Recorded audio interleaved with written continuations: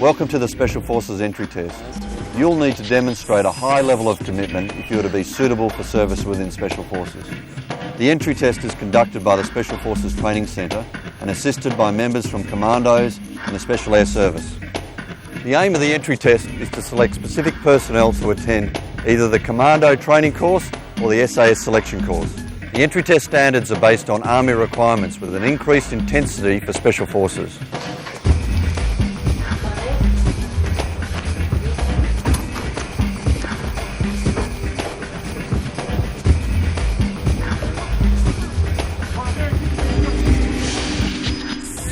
One of the things I've found when speaking to candidates who have applied for the entrance test is that they're not training specifically for the test. No single aspect is particularly difficult and is all easily achieved. However, the cumulative effect of an 80-minute period, a 2-hour period and a 2.5 to 3-hour period does become increasingly difficult. The guidelines of this test are strict and must be adhered to stringently. Heaves are the first component of the strength activities.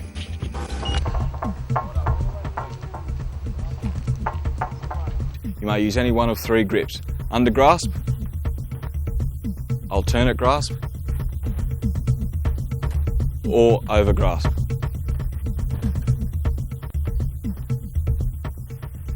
Each grip uses slightly different muscle groups, therefore requires specific training in that group. You will attach yourself to the beam, arms fully extended, body straight. The legs are not to be crossed for safety reasons. Traditionally, to develop strength means training 3 times per week. Straighten your arms, don't count that one. Must go till the arms are fully extended. Good heaves there, well done. To develop strength and power, you must rest to allow the muscles to recover from training. Recovery from strength training is an individual thing, determined a lot through trial and error. It is dependent on a number of factors such as volume, intensity, type of training and even nutrition. Push-ups are part of the Army BFA, so I practice regularly.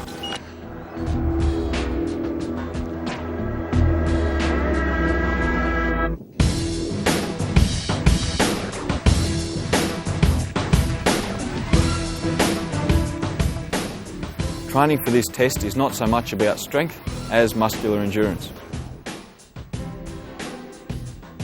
Being able to bench press 100 plus kilos is irrelevant if you can't work continuously for 2 minutes.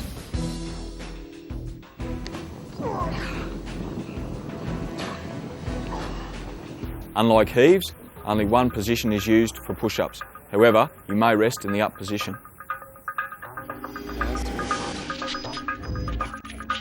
You reach your maximum or you're told to stop by the test supervisor. The sit-up component is a test of abdominal and hip flexor endurance and is again part of the Army BFA. 13, 14, 48, 50. Most people find this test easy and requires little training.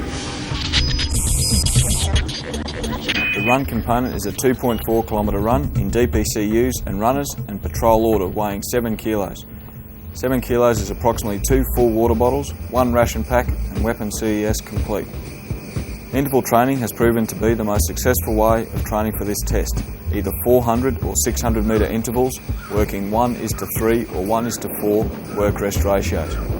It is important that the work-rest ratio is adhered to for training effect, also that the total distance equals or exceeds 2.4 kilometres. For further information and training techniques, see your area PTIs.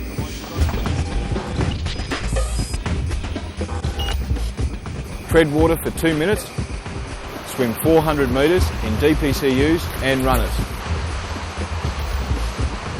Freestyle is an uneconomical stroke as the cams are wet and it restricts your movement. Breaststroke is a more efficient stroke. As the arms don't come out of the water, it is a survival stroke and more effective in these conditions. Swim training in cams and runners is essential. Train as you would complete the test. Shirt out, pockets turned out and pants not bloused. The swim commences at the end of 2 minutes tread water.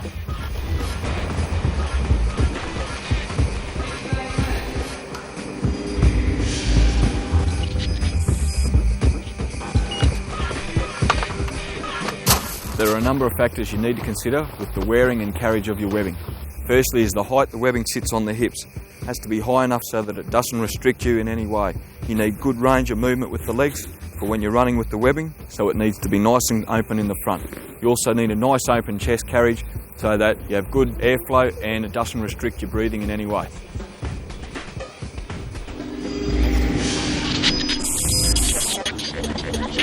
Get that master hand down, control that weapon there. Number 14. Good work, good control of the weapon now. Carriage of the weapon is also important in the test. Weapon should be carried at the trail, in either hand or in a traditional carry position whilst running. The weapon must not be slung throughout the test. Centers, well done. Offside, go. This is a simple activity, however, this is just a prelim for later on. Once you get past The RDJ is designed to test agility, coordination and balance and is part of the Army CFA. good landing, go. Economy of effort is important and is achieved with training.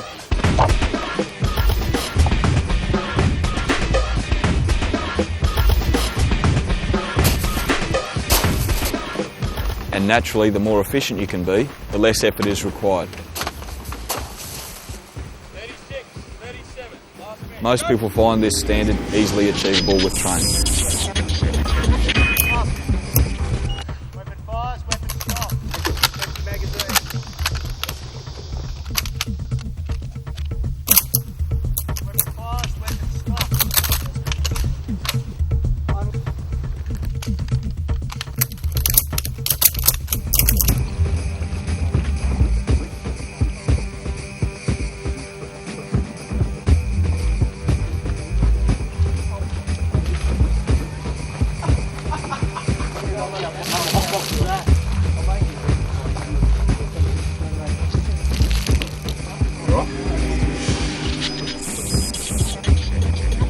Pass mark 60% or better. I would expect that everybody gets at least 80%, although I failed 2 people on this last night. Concurrent with the navigation theory test, all candidates will be interviewed by DS. Additionally, officers will be required to solve a simple tute problem and in so doing produce a concept of operations.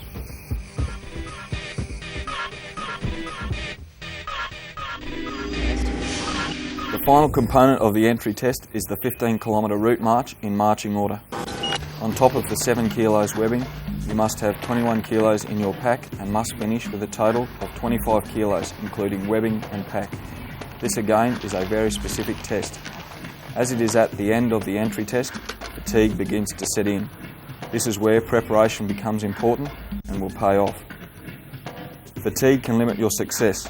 A good diet, adequate fluid intake and efficient action can help reduce muscle soreness and delay onset of fatigue.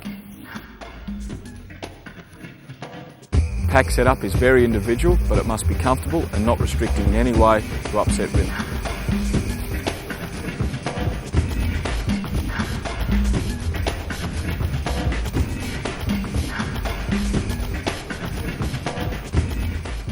Running is not recommended and should be avoided. However, on flat ground, a light shuffle can increase speed for short distances and relieve muscle soreness in the lower legs.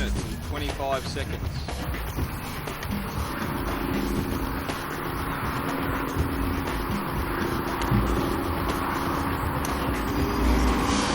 You are required to pass all of the tests in the SFET.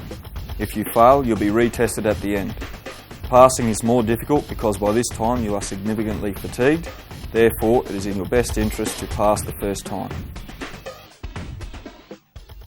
Service within Special Forces is both challenging and rewarding. The key to your success is the preparation of your body and your mind. The challenge is ahead of you, and I wish you all the best.